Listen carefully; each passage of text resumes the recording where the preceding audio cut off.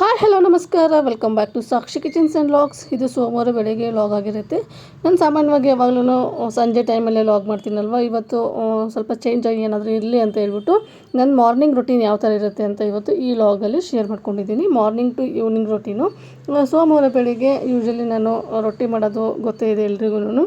ಮೊದಲಿಗೆ ಇಲ್ಲಿ ರೊಟ್ಟಿ ಮಾಡೋದಕ್ಕಿಂತ ಮುಂಚೆ ಅನ್ನ ಹಾಗೆ ಸಾಂಬಾರನ್ನ ರೆಡಿ ಮಾಡ್ಕೊಂಡ್ರೆ ಆಯಿತು ಅಂತ ಹೇಳಿ ಸಾಂಬಾರಿಗೆ ಸೊಪ್ಪನ್ನ ನೀಟಾಗಿ ಬಿಡಿಸಿಟ್ಕೊಂಡಿರೋಂತಹ ಸೊಪ್ಪನ್ನ ನೀಟಾಗಿ ಕಟ್ ಮಾಡಿಕೊಂಡು ಕುಕ್ಕರ್ಗೆ ಹಾಕ್ಕೊತಾ ಇದ್ದೀನಿ. ಈ ಬೆಳಗ್ಗೆ ಹೆಂಗಾಗ್ಬಿಡುತ್ತೆ ಅಂದರೆ ನಾನು ಬೆಳಗ್ಗೆನೂ ಅಡುಗೆನೂ ಮಾಡಬೇಕಾಗುತ್ತೆ, ಸಂಜೆ ಅಡುಗೆ ಮಾಡಬೇಕಾಗುತ್ತೆ. ಹಾಗಾಗಿ ಈ ಥರ ಸಾಂಬಾರು ಅದೇನಾದರೂ ಮಾಡೋದಿತ್ತಂದರೆ ಬೆಳಗ್ಗೆನೇ ಮಾಡ್ಕೊಂಡ್ಬಿಡ್ತೀನಿ. ಇಲ್ಲ ಅಂದರೆ ಒಂದೊಂದು ಸಾರಿ ಸಂಜೆ ಟೈಮಲ್ಲಿ ಮಾಡ್ಕೊತೀನಿ. ನಾನು ತುಂಬಾ ರೇರು ಸಂಜೆ ಟೈಮಲ್ಲಿ ಮಾಡೋದು. ಅಂದರೆ ಒಂದೊಂದು ಸಾರಿ ಏನು ಮಾಡಿಬಿಟ್ಟಿರ್ತೀನಿ ಅಂದರೆ 3 ಗಂಟೆ 4 ಗಂಟೆನಷ್ಟೆಲ್ಲ ಮುಗಿಸ್ಕೊಂಡ್ಬಿಟ್ಟಿರ್ತೀನಿ ಸಾಂಬಾರು ಕೆಲಸ. ಸಾಂಬಾರು ಮಾಡೋದಕ್ಕೇ ಏನಿಲ್ಲ ಅಂದರೂ ಒಂದು ಅರ್ಧ ಗಂಟೆ ಬೇಕಾಗುತ್ತೆ. ಯಾಕಂದರೆ ಬೇಳೆ ಕೂಗಬೇಕು, ಬೇಳೆ ಕೂಗಾದ ನಂತರ ನಾವು ಸಾಂಬಾರು ಮಾಡಬೇಕಾಗತ್ತಲ್ವ. ಹಾಗಾಗಿ ಅದಕ್ಕೆ ಇವತ್ತು ಫಸ್ಟ್ ಬೆಳಗ್ಗೆ ಎದ್ದ ತಕ್ಷಣವೇ ಕಸ ಎಲ್ಲ ಗುಡಿಸ್ಕೊಂಡು ಹೊಸ್ಲೆಲ್ಲ ತೊಳ್ಕೊಂಡು ಟೀ ಎಲ್ಲ ಕುಡೋದಾದ್ಮೇಲೆ ಇವತ್ತು ಲಾಗ್ನ ಮಾಡ್ತಾಯಿದ್ದೆ. ಓಕೆ, ಇವತ್ತು ನನ್ನ ಮಾರ್ನಿಂಗ್ ರೂಟೀನ್ನ ಯಾವ ಥರ ಇರುತ್ತೆ ಅಂತ ನಿಮ್ಮ ಜೊತೆಗೆ ಶೇರ್ ಮಾಡಿದ್ರಾಯಿತು ಅಂತ ಮಾಡ್ಕೊತಾ ಇದ್ದೀನಿ. ಮೊದಲಿಗೆ ಇಲ್ಲಿ ಸೊಪ್ಪೆಲ್ಲ ಬಿಡಿಸಿ ಇದೆಲ್ಲ ಕಟ್ ಮಾಡಿದ್ನಲ್ವ, ಅದು ಕುಕ್ಕರ್ಗೆ ಟೊಮೆಟೊ ಎಲ್ಲ ಕಟ್ ಮಾಡ್ಕೊಂಡು ಒಂದೇ ಸರಿಗೆ ಕೂಗ್ಸೋಕೆ ಇಟ್ಕೊಂಡ್ಬಿಟ್ಟೆ. ಇನ್ನು ಅದು ಕೂಗೋ ಅಷ್ಟರಲ್ಲಿ ಇಲ್ಲಿ ಪಲ್ಯನೂ ಸಹ ರೆಡಿ ಮಾಡ್ಕೊಂಡ್ರಾಯ್ತು ಅಂತ ಪಲ್ಯಕ್ಕೆ ಏನೇನು ಬೇಕು ನೋಡಿ ಅದೆಲ್ಲ ಕಟ್ ಮಾಡಿ ಇಟ್ಕೊತಾ ಇದ್ದೀನಿ. ಇವತ್ತು ಹೀರೆಕಾಯಿ ಪಲ್ಯ ಮಾಡಿದ್ರಾಯಿತು ಅಂತ ಅಂದ್ಕೊಂಡಿದ್ದೆ. ನಾನು ಇವಾಗ ಯಾವುದೇ ರೆಸಿಪಿನ ಶೇರ್ ಮಾಡ್ತಾಯಿಲ್ಲ, ಮಾರ್ನಿಂಗ್ ರೆಸಿಪಿನ. ಯಾಕಂದರೆ ಆಲ್ರೆಡಿ ನಾನು ಇದೆಲ್ಲ ನಿಮ್ಮ ಜೊತೆಗೆ ಶೇರ್ ಮಾಡಿರೋಂತಹ ರೆಸಿಪಿಗಳೇ ಆಗಿದ್ದಾವೆ. ಹಾಗಾಗಿ ಮಾರ್ನಿಂಗ್ ನಾನು ಏನೇನು ಅಡುಗೆ ಮಾಡ್ತಾಯಿದ್ದೀನಿ ಅನ್ನೋದನ್ನು ಮಾತ್ರ ಇಲ್ಲಿ ನಿಮ್ಮ ಜೊತೆಗೆ ಶೇರ್ ಮಾಡ್ಕೊತಾ ಇದ್ದೀನಿ. ಇನ್ನು ಕುಕ್ಕರ್ಗೆ ಹೋಗೋ ಅಷ್ಟರಲ್ಲೇ ಪಲ್ಯಕ್ಕೆಲ್ಲ ತರಕಾರಿನೆಲ್ಲ ಕಟ್ ಮಾಡಿ ಇಟ್ಕೊಂಡಿದ್ದಾಯಿತು. ಎರಡೇ ಒಲೆ ಇರೋದ್ರಿಂದ ನನಗೆ ಒಂದು ಕಡೆ ಅಡುಗೆ ಮಾಡಬೇಕಾಗತ್ತೆ, ಒಂದು ಕಡೆ ಬಿಸಿ ನೀರನ್ನ ಕಾಯ್ಸೋಕೆ ಇಡಬೇಕಾಗತ್ತೆ. ಯಾಕಂದರೆ ನಮ್ಮನೇಲಿ ಗೀಝರ್ ಅದೇನೂ ಇಲ್ಲ, ಕಾಯಿಸಿದ್ರೆ ಗ್ಯಾಸ್ ಮೇಲೇ ಕಾಯಿಸ್ಕೋಬೇಕು. ಹಾಗಾಗಿ ಬೆಳಗ್ಗೆ ನನ್ನ ಮಕ್ಕಳು ಹಾಗೆ ನನ್ನ ಹಸ್ಬೆಂಡು ಹೋಗೋವರೆಗೂ ಕೆಲಸಗಳು ಇದೇ ಥರನೇ ಆಗ್ತಾಯಿರುತ್ತೆ. ಅವರೆಲ್ಲ ಹೋದಾದ ನಂತರನೇ ನಾನು ಮಿಕ್ಕಿರೋಂತಹ ಕೆಲಸಗಳನ್ನ ಮಾಡ್ಕೋಬೇಕಾಗತ್ತೆ. ಅದಕ್ಕೆ ಇಲ್ಲಿ ಒಂದು ಕಡೆ ಕುಕ್ಕರ್ನ ಇಟ್ಬಿಟ್ಟು ಒಬ್ಬರಿಗೆ ನೀರನ್ನ ಕಾಯಿಸ್ಕೊಟ್ಟೆ. ಇನ್ನು ಇನ್ನೊಬ್ರಿಗೂ ಸಹ ನೀರು ಕಾಯಿಸ್ಬೇಕಾಗಿತ್ತು. ಇನ್ನು ಅದಕ್ಕಿಂತ ಮುಂಚೆ ಮೊದಲಿಗೆ ಪಲ್ಯನ ಮಾಡ್ಕೊಂಬಿಡೋಣ ಅಂತೇಳಿ ಪಲ್ಯನ ಮಾಡ್ತಾಯಿದ್ದೀನಿ. ಯಾಕಂದರೆ ಟೈಮ್ ಆಲ್ರೆಡಿ 8:30 ಆಗಿಬಿಟ್ಟಿತ್ತು. ಮಕ್ಕಳು 9 ಗಂಟೆಗೆಲ್ಲ ಹೋಗ್ಬಿಡ್ತಾರೆ. ಇನ್ನು ಅವರು ಹೋಗೋ ಅಷ್ಟರಲ್ಲೇ ಅಡುಗೆ ಮಾಡೋಣ ಅಂತ ಹೇಳಿ ರೆಡಿ ಮಾಡ್ಕೊತಾ ಇದ್ದೆ. ಹೆಂಗೆ ಆಗ್ಬಿಡುತ್ತೆ ಅಂದರೆ ಬೆಳಿಗ್ಗೆ 1 ಅವರ್ ಲೇಟಾಗಿ ಎದ್ಬಿಟ್ರೆ ನಾವು ಮಾಡುವಂತಹ ಕೆಲಸ ಎಲ್ಲ ಪೂರ್ತಿ 1 ಅವರ್ ಲೇಟ್ ಆಗಿಬಿಡುತ್ತೆ. ನನಗಂತೂ ಯೂಶ್ವಲಿ ಇವಾಗ ಚಳಿ ಇರೋದ್ರಿಂದ ಬೇಗ ಎದ್ದೇಳೋಕ್ಕೂ ಆಗ್ತಾಯಿಲ್ಲ. ನಾನು ನಾರ್ಮಲಾಗಿ 5 ಗಂಟೆಗೆಲ್ಲ ಎದ್ಬಿಡ್ತೀನಿ. ಇವಾಗ ಚಳಿ ಇರೋದ್ರಿಂದ ಒಂದು ಸ್ವಲ್ಪ ಲೇಟಾಗಿನೇ ಹೇಳ್ತಾ ಇದ್ದೀನಿ. ನಾವು ಮನೇಲಿರೋ ಕಾರಣಕ್ಕೆ ನಾವು ಎಷ್ಟೊತ್ತಿಗೆ ಎದ್ರೂ ನಡೆಯುತ್ತೆ. ಇನ್ನು ಫಸ್ಟ್ ಕೆಲಸಕ್ಕೆ ಹೋಗೋರು ಹಾಗೆ ಸ್ಕೂಲ್ಗೆ ಹೋಗೋರನ್ನ ಕಳಿಸ್ಬಿಟ್ರೆ ಅವ್ರನ್ನ ಕಳಿಸಿದ್ರೆ ಇನ್ನು ಮಿಕ್ಕಿರೋಂತಹ ಕೆಲಸಗಳನ್ನ ನಾವು ನಿಧಾನಕ್ಕೆ ಮಾಡ್ಕೋಬೋದಲ್ಲ ಅಂತೇಳಿ ಒಂದು ಸ್ವಲ್ಪ ಲೇಟಾಗಿನೇ ಎದ್ದೇಳ್ತಾ ಇದ್ದೀನಿ. ಇನ್ನು ಇಲ್ಲಿ ಪಲ್ಯ ಎಲ್ಲ ಒಗ್ಗರಣೆ ಹಾಕಿದ ಮೇಲೆ ನನ್ನ ಮಗಳು ಪೂಜೆ ಮಾಡ್ತಾಯಿದ್ಲು. ಯಾಕಂದರೆ ನನಗಿನ್ನೂ ಸ್ನಾನ ಆಗಿರಲಿಲ್ಲ. ನನಗೆ ಮಾಡೋಕ್ಕಾಗ್ದಿರೋಂತಹ ಟೈಮಲ್ಲಿ ಅವಳೇ ಮಾಡ್ಕೊಂಡ್ಬಿಡ್ತಾಳೆ. ಇನ್ನು ನನ್ನ ಮಗಳು ಏನಾದರೂ ಪೂಜೆ ಮಾಡಿ ಹೋಗಲಿಲ್ಲ ಅಂದರೆ ಆವತ್ತಿನ ದಿನ ಆ ಕೆಲಸನೂ ನಾನೇ ಮಾಡಬೇಕಾಗತ್ತೆ. ಹಾಗಾಗಿ ನನಗೇನಾದರೂ ಮಾಡೋಕ್ಕಾಗದೇ ಇರೋಂತಹ ಟೈಮಲ್ಲಿ ಅವಳಿಗೆ ಹೇಳಿಬಿಡ್ತೀನಿ. ಪಾಪ ಅವಳು ಬೇಗ ಬೇಗ ಸ್ನಾನನೆಲ್ಲ ಮುಗಿಸ್ಕೊಂಡು ಪೂಜೆನ ಮುಗಿಸ್ಕೊತಾಳೆ. ಇನ್ನು ಅವಳೆಲ್ಲ ಪೂಜೆ ಮುಗಿಸೋ ಅಷ್ಟರಲ್ಲಿ ನಾನು ಪಲ್ಯಕ್ಕೂ ಸಹ ಇಲ್ಲ ಒಗ್ಗರಣೆ ಹಾಕ್ಬಿಟ್ಟು ರೈಸ್ಗೂ ಸಹ ಇಟ್ಬಿಟ್ಟು ಬಂದಿದ್ದೆ. ಇನ್ನು ನಾನು ಅದೆಲ್ಲ ಮಾಡೋ ಅಷ್ಟರಲ್ಲಿ ಇವಳಿಗೆ ತಲೆನೂ ಸಹ ಬಾಚಿ ಅವಳನ್ನೂ ಸಹ ರೆಡಿ ಮಾಡ್ತಾಯಿದ್ದೀನಿ. ಈ ಬೆಳಗಿನ ಜಾವ ಟೈಮ್ ಹೆಂಗೆ ಹೋಗುತ್ತೆ ಅಂತಲೇ ಗೊತ್ತಾಗೋದಿಲ್ಲ. ಒಂದು 5 ನಿಮಿಷನೂ ಸಹ ಟೈಮ್ನ ವೇಸ್ಟ್ ಮಾಡೋದಿಲ್ಲ. ಆದ್ರೂ ಇಲ್ಲಿ ಟೈಮ್ ಮೀರಿ ಹೋಗ್ಬಿಟ್ಟಿರುತ್ತೆ. ಇನ್ನು ಅವಳನ್ನೆಲ್ಲ ರೆಡಿ ಮಾಡಿ ನನ್ನ ಮಗನಿಗೂ ಸಹ ಇಲ್ಲಿ ರೆಡಿ ಮಾಡ್ತಾಯಿದ್ದೀನಿ. ಇವರಿಬ್ಬರಿಗೂ ತಿನ್ನಿಸ್ಬೇಕು ಅಂದ್ರೆ ನನಗೆ ಒಂದು ದೊಡ್ಡ ಕೆಲಸ ಆಗಿಬಿಟ್ಟಿರುತ್ತೆ. ಸ್ಕೂಲ್ಗೆ ಹೋಗೋ ಟೈಮಲ್ಲಿ ತಿಂದೇ ಹೋಗ್ಬಿಡ್ತಾರೆ. ಅವ್ರ ಹಿಂದೆ ನಾನು ಓಡಾಡ್ತಾನೇ ಇರಬೇಕು, ತಿಂದೋಗಿ ಅಂತ ಹೇಳ್ಬಿಟ್ಟು ಲಾಸ್ಟಲ್ಲಿ ನಾನೇ ತಟ್ಟೆಗೆ ಹಾಕ್ಕೊಂಡ್ಬಂದು ತಿನ್ನಿಸ್ತಾ ಇರ್ತೀನಿ. ಇನ್ನು ಅದೇ ಥರನೇ ಇಲ್ಲಿ ಮಕ್ಕಳಿಗೂ ಸಹ ಇಲ್ಲಿ ತಿನ್ನಿಸಿ ಅವ್ರನ್ನ ಕಲಿಸ್ಕೊಟ್ಟಾದ್ಮೇಲೆ ಅವರಿಗೆ ಲಂಚ್ ಬಾಕ್ಸ್ನ ಏನು ಕಟ್ಟಿರಲಿಲ್ಲ. ಯಾಕಂದರೆ ಬಿಸಿ ರೊಟ್ಟಿ ಮಾಡಿದ್ಮೇಲೆ ಬಾಕ್ಸ್ನ ಕೊಟ್ಟು ಬಂದರೆ ಆಯಿತು ಅಂತ ಹೇಳಿ ಅವ್ರನ್ನ ಬರೀ ಟಿಫನ್ ಮಾತ್ರ ತಿನ್ನಿಸ್ಬಿಟ್ಟು ಕಳಿಸ್ತಾ ಇದ್ದೀನಿ. ಮನೆ ಹತ್ರನೇ ಇರೋದ್ರಿಂದ ನಾನೇ ಆಮೇಲೆ ಒಂದು 11:30-12 ಗಂಟೆ ಹಂಗೆ ಹೋಗಿ ಕೊಟ್ಟು ಬಂದರೆ ಆಯಿತು ಅಂತ ಅಂದ್ಕೊಂಡೆ. ಇನ್ನು ಅವ್ರನ್ನೆಲ್ಲ ಕಳಿಸ್ಬಂದ್ಮೇಲೆ ಸಾಂಬಾರಿಗೂ ಸಹ ಇಲ್ಲಿ ಒಗ್ಗರಣೆನ ರೆಡಿ ಮಾಡ್ಕೊತಾ ಇದ್ದೀನಿ. ಸಾಂಬಾರೆಲ್ಲ ಒಗ್ಗರಣೆ ಆದ ನಂತರ ಇನ್ನು ರೊಟ್ಟಿನ ಮಾಡ್ಕೋಬೇಕು. ಅನ್ನ ಸಾಂಬಾರು ಪಲ್ಯ ಆಗೋಗ್ಬಿಟ್ರೆ ರೊಟ್ಟಿನ ಆರಾಮಾಗಿ ಮಾಡ್ಕೊಂಬಿಡ್ಬೋದು. ಈ ಅನ್ನ ಸಾಂಬಾರು ಪಲ್ಯ ಮಾಡೋದೇ ಒಂದು ದೊಡ್ಡ ಕೆಲಸ ಆಗಿಬಿಟ್ಟಿರುತ್ತೆ. ಯಾಕಂದರೆ ಕುಕ್ಕರ್ಗೆ ಹಾಕಿಬಿಟ್ಟು ಸುಮ್ಮನೆ ಕೂತ್ಕೋಬೇಕಾಗತ್ತೆ. ಅಂಥ ಟೈಮಲ್ಲಿ ಮಿಕ್ಕಿರುವಂತಹ ಕೆಲಸಗಳನ್ನ ಮಾಡ್ಕೋಬೇಕಾಗುತ್ತೆ. ಅದು ಹೆಂಗಾಗುತ್ತೆ ಅಂದರೆ ನಾನು ನೈಟೆಲ್ಲ ಯೋಚನೆ ಮಾಡಿಬಿಟ್ಟು ಮಲ್ಕೊಂಡಿರ್ತೀನಿ, ನಾಳೆ ಬೆಳಗ್ಗೆ ಏನು ಅಡುಗೆ ಮಾಡಬೇಕು ಏನು ಮಾಡಬಾರ್ದು ಅಂತ ಹೇಳ್ಬಿಟ್ಟು. ಹಾಗಾಗಿ ನನಗೆ ಬೆಳಗಿನ ಜಾವ ಅಡುಗೆ ಮಾಡೋದಕ್ಕೆ ಅಷ್ಟಾಗೇನು ಕಷ್ಟ ಆಗೋಲ್ಲ. ನಾನೇನಾದರೂ ಯೋಚನೆ ಮಾಡ್ದೇನೆ ಅಡುಗೆ ಮನೆಗೆ ಬಂದುಬಿಟ್ರೆ ಯೋಚನೆ ಮಾಡೋದಕ್ಕೆ ಇಲ್ಲಿ 1 ಅವರ್ ಆಗಿಬಿಡುತ್ತೆ. ಹಾಗಾಗಿ ನಾನು ಆಲ್ಮೋಸ್ಟ್ ಅಲ್ಲಿ ನೈಟೇ ನಾಳೆ ಈ ಪಲ್ಯ ಮಾಡಬೇಕು, ನಾಳೆ ಈ ಸಾಂಬಾರು ಮಾಡಬೇಕು ಅಂತ ನೈಟೇ ಪ್ರಿಪೇರ್ ಆಗಿ ಮಲ್ಕೊಂಡ್ಬಿಟ್ಟಿರ್ತೀನಿ. ಬೆಳಗ್ಗೆ ಬಂದ ತಕ್ಷಣ ಫಟಾಫಟ ಅಂತ ಅಡುಗೆನ ಮುಗಿಸ್ಕೊಂಡ್ಬಿಡ್ತೀನಿ. ಇನ್ನು ಇಲ್ಲಿ ಸಾಂಬಾರನ್ನೆಲ್ಲ ಒಗ್ಗರಣೆ ಹಾಕಿಬಿಟ್ಟು ಸಾಂಬಾರೆಲ್ಲ ಕುದ್ದಾದ್ಮೇಲೆ ರೊಟ್ಟಿನೂ ಸಹ ರೆಡಿ ಮಾಡ್ಕೊತಾ ಇದ್ದೀನಿ. ನಮ್ಮನೇಲಿ ಏನಂದರೆ ನನ್ನ ಹಸ್ಬೆಂಡ್ ಕರೆಕ್ಟಾಗಿ 10:30 ಅಂದರೆ 10:30ಗೆ ಹೋಗಲೇಬೇಕು. ಹಾಗಾಗಿ ಅವ್ರು ಹೋಗೋ ಅಷ್ಟರಲ್ಲೇ ರೊಟ್ಟಿ ಮಾಡಿಬಿಡ್ಬೇಕಾಗುತ್ತೆ. ಇಲ್ಲಾಂದರೆ ಅವ್ರು ಬಾಕ್ಸು ತೊಗೊಂಡು ಹೋಗೋಲ್ಲ, ಬ್ರೇಕ್ಫಾಸ್ಟನ್ನು ಮುಗಿಸ್ಕೊಂಡು ಹೋಗೋಲ್ಲ. ಹಾಗಾಗಿ ಇನ್ನು ನಾನೇನು ಬೆಳಗಿನ ಜಾವ ಉಪ್ಪಿಟ್ಟು ಮಾಡಬೇಕು, ಅವಲಕ್ಕಿ ಮಾಡಬೇಕು ಅಂತ ಏನು ಮಾಡೋದಕ್ಕೆ ಹೋಗೋಲ್ಲ. ಬೆಳಗ್ಗೆ ಏನು ಅಡುಗೆ ಮಾಡಿರ್ತೀನಲ್ವ ಅದನ್ನೇ ಒಂದು ಸ್ವಲ್ಪ ಜಾಸ್ತಿ ಮಾಡಿರ್ತೀನಿ. ರೊಟ್ಟಿ ಹಾಗೆ ಪಲ್ಯ ಏನು ಮಾಡಿರ್ತೀನಲ್ವ ಅದನ್ನೇ ತಿಂದುಬಿಟ್ಟು ಅದನ್ನೇ ಕಟ್ಕೊಂಡು ಹೋಗ್ತಾರೆ. ಹಾಗಾಗಿ ನಮ್ಮ ಮನೇಲಿ ಜಾಸ್ತಿ ನಾನು ಉಪ್ಪಿಟ್ಟು ಅವಲಕ್ಕಿ ಅದೇನು ಮಾಡೋದಿಲ್ಲ. ತುಂಬ ರೇರು ಈ ಥರ ರಜೆ ಇದ್ದಾಗ ಹಾಗೆ ಯಾರಾದರೂ ಮನೆಗೆ ನೆಂಟರು ಬಂದಾಗ ಮಾತ್ರ ಮಾಡ್ಕೊತೀನಿ. ಇನ್ನು ಅದಾದ ನಂತರ ಊರಿಂದ ಸ್ವಲ್ಪ ತರಕಾರಿ ಎಲ್ಲ ತೊಗೊಂಡು ಬಂದಿದ್ವಿ. ಖಾರ ಇಲ್ಲದಿರುವಂತಹ ಮೆಣಸಿನ್ಕಾಯಿನ ತೊಗೊಂಡು ಬಂದಿದ್ದ ನಮ್ಮಣ್ಣ. ಅದರದ್ದು ಚಟ್ನಿ ಮಾಡಿದ್ರೆ ಆಯಿತು ಅಂತ ಹೇಳಿ ಚಟ್ನಿನೂ ಸಹ ರೆಡಿ ಮಾಡ್ಕೊತಿದ್ದೀನಿ. ಇದೆಲ್ಲ ಆಗೋ ಅಷ್ಟರಲ್ಲಿ ಕರೆಕ್ಟಾಗಿ ಟೈಮು 10 ಗಂಟೆ ಆಯಿತು. ನನ್ನ ಹಸ್ಬೆಂಡಿಗೂ ಸಹ ಬಾಕ್ಸ್ನ ಕಟ್ಬಿಟ್ಟು ಅವ್ರನ್ನೂ ಸಹ ಇಲ್ಲಿ ಕಳಿಸ್ತಾ ಇದ್ದೀನಿ. ಮಕ್ಕಳು ಹಾಗೆ ನನ್ನ ಹಸ್ಬೆಂಡು ಹೋದ್ಮೇಲೆ ಒಂದು ಅರ್ಧ ಗಂಟೆ ನಾನು ಆರಾಮಾಗಿ ಕೂತ್ಕೊಂಡ್ಬಿಡ್ತೀನಿ. ಏನೇನು ಕೆಲಸ ಇರುತ್ತೋ ಅದನ್ನೆಲ್ಲ ಹಾಗೆ ಬಿಟ್ಬಿಟ್ಟು ಕೂತ್ಕೊಂಡ್ಬಿಟ್ಟಿರ್ತೀನಿ. ಯಾಕಂದರೆ ಬೆಳಗ್ಗೆ ಎದ್ದಾಗಿಂದನೂ ಕೆಲಸ ಮಾಡ್ಕೊಂಡಿರ್ತೀನಲ್ವ, ಒಂದು ಸ್ವಲ್ಪನೂ ಕೈ ಬಿಡುವೇ ಇರೋದಿಲ್ಲ. ಫಟ ಅಂತ ಒನ್ ಬೈ ಒನ್ ಮಾಡ್ಕೊಳ್ಳೇಬೇಕಾಗತ್ತೆ. ನಾನು ಕೂತ್ಕೊಂಡು ಕೆಲಸ ಮಾಡ್ಕೊಂಡು ಕೂತ್ಕೊಂಡ್ರೆ ಅಡುಗೆ ಕೆಲಸ ಲೇಟ್ ಆಗುತ್ತೆ, ಅಥವಾ ನನ್ನ ಹಸ್ಬೆಂಡು ಬಾಕ್ಸ್ನ ಮರೆತುಬಿಟ್ಟು ಹೋಗ್ಬಿಡ್ತಾರೆ. ಹಾಗಾಗಿ ನಾನು ಟೈಮ್ನ ವೇಸ್ಟ್ ಮಾಡ್ದೇನೆ ಅಡುಗೆನ ಮಾಡಿಕೊಂಡು ಅವರೆಲ್ಲ ಹೋದಾದ ನಂತರ ನಾನು ಮಿಕ್ಕೊಂಡಿರೋಂತಹ ಕೆಲಸನ ನಿಧಾನಕ್ಕೆ ಮಾಡಿಕೊಂಡ್ರೆ ಆಗುತ್ತಲ್ವ ಅಂತೇಳಿ ಒಂದು ಅರ್ಧ ಗಂಟೆ ಆರಾಮಾಗಿ ಫೋನ್ ನೋಡ್ಕೊಂಡು ಕೂತ್ಕೊತೀನಿ. ಫೋನ್ ಅಂದರೆ ಜಾಸ್ತಿನೂ ನೋಡೋದಕ್ಕೆ ಹೋಗೋಲ್ಲ, ಒಂದು ಅರ್ಧ ಗಂಟೆ ಅಷ್ಟೇ. ಅದಾದ ನಂತರ ಮಿಕ್ಕೊಂಡಿರೋಂತಹ ಕೆಲಸಗಳನ್ನೆಲ್ಲ ಮುಗಿಸ್ಕೊಂಡೆ. ಅಂದರೆ ಕಸ ಗುಡಿಸೋದು, ನೆಲ ಒರೆಸೋದು, ಪಾತ್ರೆ ತೊಳೆಯೋದು ಅದೆಲ್ಲ ಮುಗಿಸ್ಕೊಂಡೆ. ಇನ್ನು ಅದೆಲ್ಲ ಮುಗಿಸ್ಕೊಂಡಾದ್ಮೇಲೆ ನನಗೆ ವಿಡಿಯೋನ ಕಂಟಿನ್ಯೂ ಮಾಡೋದಕ್ಕೆ ಆಗಲಿಲ್ಲ. ಇನ್ನು ಮತ್ತೆ ಇಲ್ಲಿ ಸಂಜೆಯಿಂದ ವ್ಲಾಗ್ನ ಕಂಟಿನ್ಯೂ ಮಾಡ್ಕೊತಾ ಇದ್ದೀನಿ. ಇನ್ನು ಇವತ್ತು ಈವ್ನಿಂಗ್ ಸ್ನ್ಯಾಕ್ಸಿಗೆ ಹಾಗೆ ಒಂದು ವಾರಕ್ಕೆ ಆಗೋಷ್ಟು ಸ್ನ್ಯಾಕ್ಸ್ನ ಮಾಡಿಟ್ರೆ ಆಯಿತು ಅಂತೇಳಿ ಇವತ್ತು ಕಾರ್ನ್ಫ್ಲೇಕ್ಸ್ದು ಮಿಕ್ಸ್ಚರ್ ಬರುತ್ತಲ್ವ ಅದನ್ನ ರೆಡಿ ಮಾಡೋಣ ಅಂತೇಳಿ ಅದಕ್ಕೆ ಏನೇನು ಬೇಕು ನೋಡಿ ಅದನ್ನೆಲ್ಲ ಇಲ್ಲಿ ನೀಟಾಗಿ ಕಟ್ ಮಾಡಿ ಇಟ್ಕೊತಾ ಇದ್ದೀನಿ. ತುಂಬಾ ಸುಲಭ ಇದು. ಇವಾಗ ಮಾಡಿ ಇಟ್ಕೊಂಬಿಟ್ರೆ ಇನ್ನೇನು ಕ್ರಿಸ್ಮಸ್ ಹಾಲಿಡೇ ಬೇರೆ ಬರುತ್ತೆ. ಮನೇಲಿ ಮಕ್ಕಳು ಇರ್ತಾರೆ, ಅವರಂತರೂ ಅಮ್ಮ ನನಗೆ ಏನಾದರೂ ತಿನ್ನಕ್ಕೊಡು ಅಂತ ಕೇಳ್ತಾನೆ ಇರ್ತಾರಲ್ವ. ಅದಕ್ಕೆ ಇದನ್ನು ಮಾಡಿಟ್ಬಿಟ್ರೆ ಆಯ್ತಲ್ಲ ಅಂತೇಳಿ ಅದನ್ನು ಸಹ ರೆಡಿ ಮಾಡ್ಕೊತಾ ಇದ್ದೆ. ಅದನ್ನ ಯಾವ ಥರ ಮಾಡಿದ್ದೀನಿ ಅಂತ ಇವಾಗ ನಿಮ್ಮ ಜೊತೆಗೆ ಶೇರ್ ಮಾಡ್ತಾಯಿದ್ದೀನಿ ನೋಡಿ. ಇಲ್ಲಿ ಮೊದಲಿಗೆ ಒಂದು ಬಾಣಲೆ ಇಟ್ಕೊಂಡಿದ್ದೀನಿ, ಸ್ಟವ್ ಆನ್ ಮಾಡಿ ಅದಕ್ಕೆ ಎಣ್ಣೆನ ಹಾಕ್ಕೊತಾ ಇದ್ದೀನಿ. ಎಣ್ಣೆ ಒಂದು ಸ್ವಲ್ಪ ಜಾಸ್ತಿನೇ ಹಾಕ್ಕೊಳ್ಳಿ, ಯಾಕಂದರೆ ನಾವೆಲ್ಲ ಇಲ್ಲಿ ಡೀಪ್ ಫ್ರೈ ಮಾಡ್ಕೊಳ್ಳೋ ಕಾರಣಕ್ಕೆ ಎಣ್ಣೆ ಸ್ವಲ್ಪ ಜಾಸ್ತಿ ಬೇಕಾಗುತ್ತೆ. ಎಣ್ಣೆ ಕಾದಾದ ನಂತರ ನಾನಿಲ್ಲಿ ಒಂದು ಚಿಕ್ಕ ಕಪ್ಪಾಗುವಷ್ಟು ಶೇಂಗಾನ ಹಾಕ್ಕೊತಾ ಇದ್ದೀನಿ. ನೀವು ಇದಕ್ಕೇನು ಮೆಜರ್ಮೆಂಟ್ ಅಂತ ಏನಿಲ್ಲ, ನಿಮಗೆ ಇಷ್ಟ ಇದ್ದರೆ ಜಾಸ್ತಿನೂ ಹಾಕ್ಕೋಬೋದು, ಇಷ್ಟ ಇಲ್ಲಾಂದರೆ ಕಡಿಮೆನೂ ಸಹ ಹಾಕ್ಕೋಬೋದು. ನಾನಿಲ್ಲಿ 1 ಕಪ್ ಹಾಕ್ಕೊಂಡಿದ್ದೀನಿ. ಇನ್ನು ನೀಟಾಗಿ ಶೇಂಗಾನ ಫ್ರೈ ಆದಮೇಲೆ ಅದನ್ನು ಒಂದು ಸ್ಟ್ರೈನರ್ಗೆ ತೆಗಿತಾ ಇದ್ದೀನಿ. ಹಾಗೆ ಇಲ್ಲಿ ಒಂದು ಚಿಕ್ಕ ಕಪ್ ಆಗುವಷ್ಟು ಹುರ್ಗಡ್ಲೆನೂ ಸಹ ಸೇರಿಸ್ಕೊತಾ ಇದ್ದೀನಿ.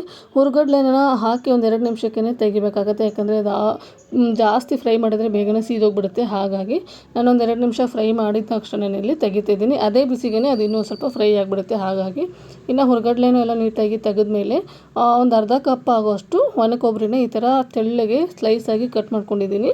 ಇದನ್ನು ಸಹ ಹಾಕ್ತಾಯಿದ್ದೀನಿ. ನಾವು ಹಾಕುವಂತಹ ಪದಾರ್ಥ 5 ನಿಮಿಷ ಫ್ರೈ ಮಾಡಿಕೊಂಡ್ರೆ ಸಾಕಾಗುತ್ತೆ, ಯಾಕೆಂದರೆ ಎಣ್ಣೆ ತುಂಬ ಹೀಟಾಗಿರುತ್ತಲ್ವ. ಹಾಗಾಗಿ ಜಾಸ್ತಿ ಹೊತ್ತು ಫ್ರೈ ಮಾಡಿದರೆ ಕಪ್ಪಗಾಗ್ಬಿಡುತ್ತೆ. ಹಾಗಾಗಿ ನಾನು ನಿಮಗೆ ತೋರಿಸ್ತಾ ಇದ್ದೀನಿ ನೋಡಿ. ಇಲ್ಲಿ ಒಂದು 5 ನಿಮಿಷ ಫ್ರೈ ಆದ ನಂತರ ನೋಡಿ ಯಾವ ಥರ ಕಾಣ್ತಾ ಇದೆ. ಇದನ್ನು ಸಹ ಇಲ್ಲಿ ಒಂದು ಅದೇ ಸ್ಟ್ರೈನರ್ಗೆ ಸೇರಿಸ್ಕೊತಾ ಇದ್ದೀನಿ. ಅದಾದ ನಂತರ ಇಲ್ಲಿ ಜಜ್ಜಿಟ್ಕೊಂಡಿರುವಂತಹ ಬೆಳ್ಳುಳ್ಳಿ ಹಾಗೆ ಇದ್ರ ಜೊತೆಗೇನೆ ಕರಿಬೇವನ್ನು ಸಹ ಸೇರಿಸ್ಕೊತಾ ಇದ್ದೀನಿ. ಯಾಕಂದರೆ ಬೆಳ್ಳುಳ್ಳಿಯಲ್ಲೂ ನೀರಿನ ಅಂಶ ಇರುತ್ತೆ, ಹಾಗೆ ಕರಿಬೇವಲ್ಲೂ ನೀರಿನ ಅಂಶ ಇರುತ್ತಲ್ವ, ಒಂದೇ ಸರಿಗೆ ನೀಟಾಗಿ ಫ್ರೈ ಆಗಿಬಿಡುತ್ತೆ. ಹಾಗಾಗಿ ಎರಡೂ ಒಂದೇ ಸರಿಗೆ ಸೇರಿಸ್ಕೊಂಡು ಫ್ರೈ ಮಾಡ್ಕೊತಾ ಇದ್ದೀನಿ. ಬೆಳ್ಳುಳ್ಳಿ ಹಾಗೆ ಹಾಕಿರುವಂತಹ ಕರಿಬೇವು ಕ್ರಿಸ್ಪಿ ಆಗಬೇಕು, ಅಲ್ಲಿವರೆಗೂ ಇದನ್ನು ಫ್ರೈ ಮಾಡ್ಕೊಳ್ಳೋಣ.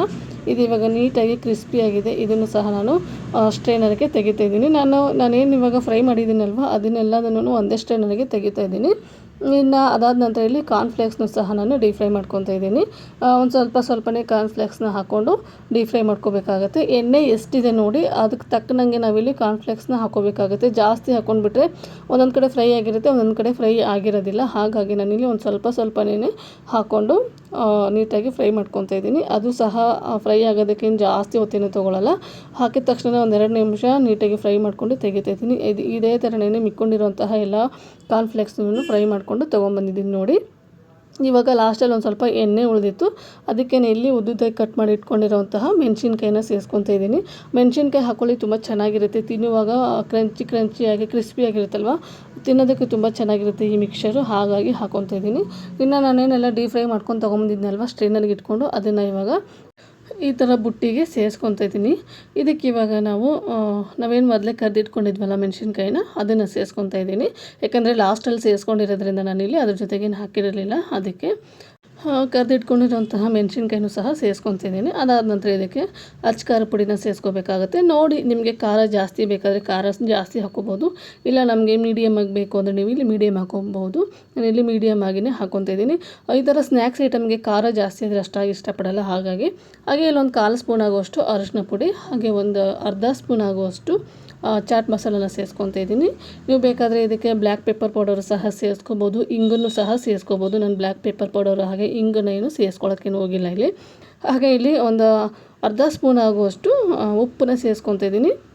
ಉಪ್ಪನ್ನು ಸೇರಿಸ್ಕೊಂಡು ನೀಟಾಗಿ ಇದನ್ನು ಈ ಥರ ಟಾಸ್ ಮಾಡ್ಕೋಬೇಕಾಗುತ್ತೆ. ಟಾಸ್ ಮಾಡಿಕೊಂಡು ಮಿಕ್ಸ್ ಮಾಡ್ಕೊಳ್ಳಿ. ಅದಾದ ನಂತರ ಒಂದು ಸರಿ ಕೈಯಿಂದನೂ ಸಹ ಮಿಕ್ಸ್ ಮಾಡ್ಕೊಳ್ಳಿ. ನೋಡಿ ಸಖತ್ ಟೇಸ್ಟಿಯಾಗಿರುವಂತಹ ಕಾರ್ನ್ಫ್ಲೇಕ್ಸ್ ಮಿಕ್ಸ್ಚರು ರೆಡಿ ಆಯಿತು, ಅಥವಾ ಚೂಡ ಅಂತಲೂ ಕರಿಬೋದು. ನಾವು ಮಂಡಕ್ಕಿನೂ ಸಹ ಇದೇ ಥರನೇ ಮಾಡೋದು, ಹಾಗಾಗಿ ನಾನಿಲ್ಲಿ ಕಾರ್ನ್ಫ್ಲೇಕ್ಸ್ ಮಿಕ್ಸರು ಅಥವಾ ಚೂಡ ಅಂತ ಹೇಳ್ತಾ ಇದ್ದೀನಿ. ನೋಡ್ತಾ ಇರ್ಬೋದು ನೀವು ಎಷ್ಟು ಕ್ರಿಸ್ಪಿಯಾಗಿದೆ ಅಂತ ಹೇಳ್ಬಿಟ್ಟು. ಹಾಕಿರುವಂತಹ ನಾವು ಏನೇನು ಪದಾರ್ಥಗಳು ಹಾಕಿದ್ದೀವಲ್ಲ ಅದು ಸಹ ನೀಟಾಗಿ ಕ್ರಿಸ್ಪಿಯಾಗಿದೆ. ತಿಂತಾ ಇದ್ದರೆ ಸಾಕು ಅಂತ ಹೇಳೋ ಮಾತೇ ಇಲ್ಲ, ಅಷ್ಟೊಂದು ಟೇಸ್ಟಿಯಾಗಿ ಚೆನ್ನಾಗಿ ಬಂದಿತ್ತು. ಹಾಗೆ ಟೀ ಜೊತೆಗೆ ಮಾತ್ರ ಲೈಟಾಗಿ ಏನಾದರೂ ಸ್ನ್ಯಾಕ್ಸ್ ತಿನ್ನಬೇಕು ಅಂದ್ರೆ ಈ ಥರ ನೀವು ಮಾಡಿ ಇಟ್ಕೋಬೋದು. ಆರಾಮಾಗಿ ನೀವು ಒಂದು ವಾರ ಅಲ್ಲ, ಒಂದು 15 ದಿನ ಆಗೋಷ್ಟು ನೀವು ಇಟ್ಕೊಂಡು ಸ್ಟೋರ್ ಮಾಡಿಕೊಂಡು ತಿನ್ಬೋದು. ಇನ್ನು ಕ್ರಿಸ್ಮಸ್ ಹಾಲಿಡೇ ಬಂತಲ್ವಾ, ಇನ್ನು ಮಕ್ಕಳು ಮನೇಲಿ ಇರ್ತಾರೆ, ಹಾಗಾಗಿ ಇನ್ನವ್ರು ಏನಾದರೂ ಕೇಳಿದಾಗ ಕೊಟ್ಟರಾಯಿತು ಅಂತ ಹೇಳ್ಬಿಟ್ಟು ಈ ಥರ ರೆಡಿ ಮಾಡಿ ಇಟ್ಕೊತಾ ಇದ್ದೀನಿ. ಇನ್ನು ಮಾಡಿರೋವಂತಹ ಕಾರ್ನ್ಫ್ಲೇಕ್ಸ್ನೆಲ್ಲನೂ ಒಂದು ಬಾಕ್ಸಿಗೆ ಸ್ಟೋರ್ ಮಾಡಿ ಇಟ್ಕೊಂಡ್ರಾಯಿತು ಅಂತ ಇಲ್ಲಿ ಫಸ್ಟು ಕವರ್ಗೆ ಸೇರಿಸ್ಕೊತಾ ಇದ್ದೀನಿ. ಯಾಕಂದರೆ ಇವಾಗ ಚಳಿ ಇರೋದ್ರಿಂದ ಬೇಗನೆ ಮೆತ್ತಗಾಗ್ಬಿಡುತ್ತೆ, ಹಾಗಾಗಿ ಫಸ್ಟು ಕವರ್ನ ಹಾಕ್ಕೊಂಡು ಅದ್ರ ಮೇಲೆ ಹಾಕೊಂಡ್ರೆ ನಾವೇನು ಬಾಕ್ಸ್ನ ಕ್ಲೋಸ್ ಮಾಡಿಟ್ರೆ ನೀಟಾಗಿ ಅದೇ ಥರ ಕ್ರಿಸ್ಪಿಯಾಗಿರುತ್ತೆ. ಹಾಗಾಗಿ ಆ ಥರ ನಾನು ಸ್ಟೋರ್ ಮಾಡ್ಕೊತೀನಿ. ಇನ್ನು ಅದೆಲ್ಲ ಮಾಡಾದಮೇಲೆ ತರಕಾರಿನ ತೊಗೊಂಡು ಬಂದಿದ್ದೆ. ನಮ್ಮಣ್ಣ ಊರಿಗೆ ಹೋಗಿದ್ದ, ಊರಿಂದ ಬರುವಾಗ ತರಕಾರಿನ ತೊಗೊಂಡು ಬಂದಿದ್ದ. ಹಾಗಾಗಿ ಇಲ್ಲಿ ತರಕಾರಿನೆಲ್ಲ ನಾನಿಲ್ಲಿ ನೀಟಾಗಿ ಬಾಕ್ಸಿಗೆಲ್ಲ ಸ್ಟೋರ್ ಮಾಡಿ ಇಟ್ಕೊತಾ ಇದ್ದೀನಿ. ಇದನ್ನು ಅವನು ಭಾನುವಾರನೇ ತೊಗೊಂಡು ಬಂದಿದ್ದ, ಆದರೆ ನನಗೆ ಟೈಮೇ ಇರಲಿಲ್ಲ ಇದೆಲ್ಲ ನೀಟಾಗಿ ತೆಗೆದಿಡೋಣ ಅಂತ ಹೇಳ್ಬಿಟ್ಟು ಇವತ್ತು ಟೈಮ್ ಮಾಡ್ಕೊಂಡು ಇಲ್ಲಿ ನೀಟಾಗಿ ತೆಗೆದಿಟ್ಕೊತಾ ಇದ್ದೀನಿ. ನಾನು ಏನಕ್ಕೆ ಊರಿಂದ ತರಿಸ್ತೀನಿ ಅಂದರೆ ಈ ಥರ ಕ್ಯಾಪ್ಸಿಕಮ್ಮು ಹಾಗೆ ಬದನೆಕಾಯಿ ಎಲ್ಲ ಇಲ್ಲಿ ಸಿಗೋದೇ ಇಲ್ಲ. ಅಲ್ಲಿ ಊರಿಂದ ತೊಗೊಂಬಂದಿರೋಂತಹ ಬದನೆಕಾಯಲ್ಲಿ ಪೂರ್ತಿಯಾಗಿ ಮುಳ್ಳಾಗಿರುತ್ತೆ. ಇಲ್ಲೆಲ್ಲ ನಾವು ಬದನೆಕಾಯಿ ತರ್ತೀವಲ್ವ, ಅದಕ್ಕೇನು ಮುಳ್ಳೇ ಇರೋದಿಲ್ಲ. ಹಾಗೆ ಟೇಸ್ಟು ಸ್ವಲ್ಪ ಡಿಫ್ರೆಂಟಾಗಿ ಬರುತ್ತೆ. ಆ ಬದನೆಕಾಯಿದು ನಮ್ಮ ಊರಿಂದ ತೊಗೊಂಬಂದಿರೋಂತಹ ಬದನೆಕಾಯಿದು ಟೇಸ್ಟು ಡಿಫ್ರೆಂಟಾಗಿರುತ್ತೆ. ಹಾಗಾಗಿ ನಾನು ಯಾರೇ ಊರಿಗೆ ಹೋಗಲಿ ಅಲ್ಲಿಂದ ತರಕಾರಿನ ತೊಗೊಂಬರ್ತಾನೆ ಇರ್ತೀನಿ. ಆಲ್ಮೋಸ್ಟ್ ಅಲ್ಲಿ ತಿಂಗಳಿಗೆ ಒಂದು ಸರಿ ಅಂತೂ ನಮ್ಮ ಅಣ್ಣ ಹೋಗ್ತಾನೆ. ಅವ್ನು ಹೋದಾಗೆಲ್ಲ ತರಕಾರಿ ತೊಗೊಂಬರ್ತಾನೆ ಇರ್ತಾನೆ. ಹಾಗೆ ಈ ಥರ ಮೆಣಸಿನ್ಕಾಯಿನೂ ಅಷ್ಟೇ ಇಲ್ಲಿ ಸಿಗೋದೇ ಇಲ್ಲ. ಇದು ಒಂಚೂರು ಖಾರ ಇರಲ್ಲ, ಹಾಗಾಗಿ ನಾನು ಮೆಣಸಿನ್ಕಾಯಿ, ಈ ಥರ ಕ್ಯಾಪ್ಸಿಕಮ್ಮು, ಬದನೆಕಾಯಿ ಹಾಗೆ ಸೌತೆಕಾಯಿನೂ ಅಷ್ಟೇ ಇಲ್ಲಿ ಸಿಗೋದೇ ಇಲ್ಲ. ಚಿಕ್ಕ ಸೌತೆಕಾಯಿ ನಮ್ಮ ಕಡೆ ತುಂಬ ಚೆನ್ನಾಗಿ ಸಿಗ್ತವೆ ಸೌತೆಕಾಯಿ. ನಮ್ಮ ಮನೇಲಿ ಹೇಗೆ ಅಂದರೆ ನೋಡಿ, ನಿನ್ನೆ ನೈಟ್ ತೊಗೊಂಬಂದಿರೋಂತಹ ತರಕಾರಿಯಲ್ಲಿ ಒಂದೇ ಒಂದು ಸೌತೆಕಾಯಿ ಬಿಟ್ಟಿದ್ದಾರೆ. ಒಂದು ಅರ್ಧ kg ಹಂಗೆ ತಂದಿರ್ತೇನೆ ಅವನು ಸೌತೆಕಾಯಿನ. ನನ್ನ ಮಕ್ಕಳಿಗೆ ತುಂಬ ಇಷ್ಟ ಸೌತೆಕಾಯಿ, ಹಾಗಾಗಿ ಅವ್ರು ತೊಗೊಂಬಂದ ತಕ್ಷಣವೇ ಒಂದೊಂದು ತೊಳ್ಕೊಂಡ್ಬಿಟ್ಟು ತಿನ್ಕೊಂಡ್ಬಿಡ್ತಾರೆ. ಇನ್ನೇನು ಮಾಡೋದು, ಮಕ್ಕಳಂದರೆ ಅಷ್ಟೇ ಅಲ್ವಾ, ತಿನ್ನಲಿ ಅಂತ ಹೇಳ್ಬಿಟ್ಟು ನಾನು ಬಿಟ್ಬಿಟ್ಟಿರ್ತೀನಿ. ಇನ್ನು ಅದೆಲ್ಲ ಆದಮೇಲೆ ತೊಗೊಂಬಂದಿರುವಂತಹ ತರಕಾರಿನೆಲ್ಲ ನೀಟಾಗಿ ಬಾಕ್ಸಿಗೆ ಸ್ಟೋರ್ ಮಾಡಿ ಫ್ರಿಜ್ಜಿಗೆ ಇಡೋದಾಯಿತು. ಇನ್ನು ಹಾಗೆ ನಾನಿಲ್ಲಿ ಬೆಳ್ಳುಳ್ಳಿ ಹಾಗೆ ಟೊಮೆಟೊ, ಈರುಳ್ಳಿನೂ ಸಹ ನೀಟಾಗಿ ಸ್ಟೋರ್ ಮಾಡ್ಕೊತಾ ಇದ್ದೀನಿ.